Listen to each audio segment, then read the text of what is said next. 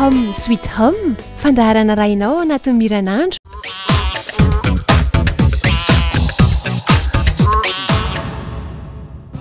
Teo aloha tsika dia niresaka momba ny bonsai natao haingon-trano na décoration. Fa ankehitriny kosa tsika dia resaka ny tombontsoa azo ara-pahasalamana avy amin'ny bonsai. Ny bonsai dia manala ny stress ho an'ny olona manana an'izany. Ny bonsai ihany koa dia mahatsara ny fikorinan'ny raha ao anatin'ny vatana rehefa afaka ilay stress amin'ny alalan'ny fikarakaranao ny bonsai, izany hoe ny fanadinonao ny olana maro isan-karazany eo amin'ny fiarahamonina.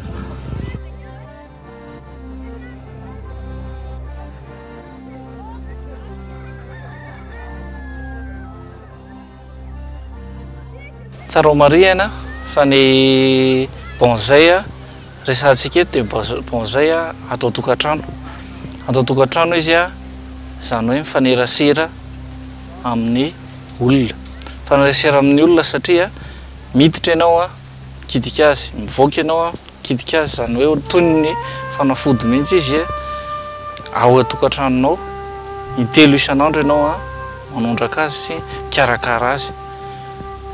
Rehefa tonga kosa ny olana sy ny ati-tsaina mahazo anao dia mandalo kely eo amin'ny bonsai ianao dia misindatra any izany.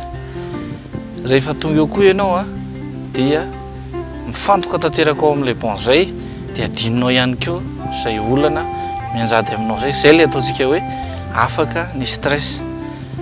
Eo amin'ny sehatry ny atao hoe pratika ny fanalana stress zany dia amin'ny voalohany ianao bonsai iray na roa ny ao tokantranonao, dia rehefa mandeha zany mitombo ny fahalalanao sy ny fahaizanao mikasika ny atao hoe bonsai, dia ilay stress tao anatinao rehefa mitombo ny bonsai dia mitombo ihany koa ny fizaranao an'ilay stress ao anatinao, dia mihena hatrany ny stress ao aminao, izany hoe kapteny ireo bonsai ireo. Kapteny satria mahazo fahafinaretana ianao eo amin'ny fikarakarana an'ilay bonsai, mahazo fifaliana ianao amin'ny fikarakarana an'ilay bonsai, dia misava ho azy ireo olana sy ny ati-tsaina ao aminao.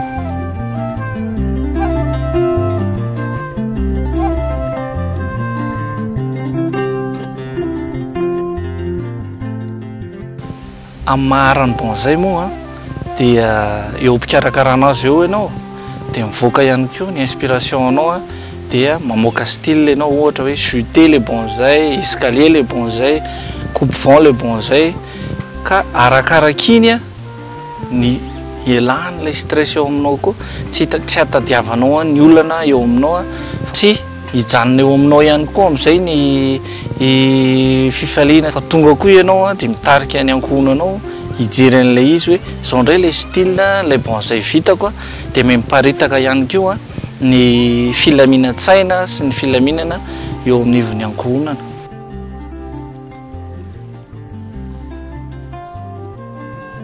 Rehefa voafehintsika tsara, haintsika tsara ny style bonsai sy ny fikarakarana bonsai dia tonga ny vokatra.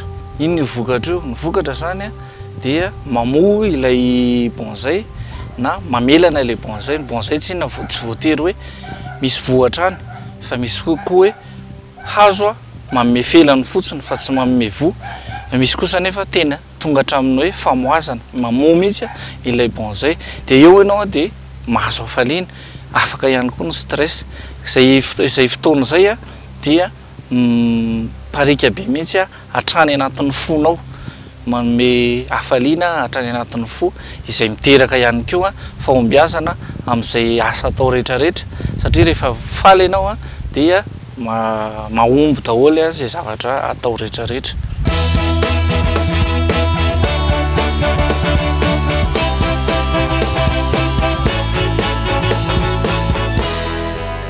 Home Sweet Home fandaharana rainao anatin'ny miranandro ny alatsinainy hatramin'ny sabotsy amin'ny enora sasany latsakadimy. Home Sweet Home ampahafantarana anao ny mombamomba ny trano sy ny tany anorenana trano, vente, location, iresahana ihany koa ny législation, morcellement, architecture, construction, décoration sy ny sisa maro hafa.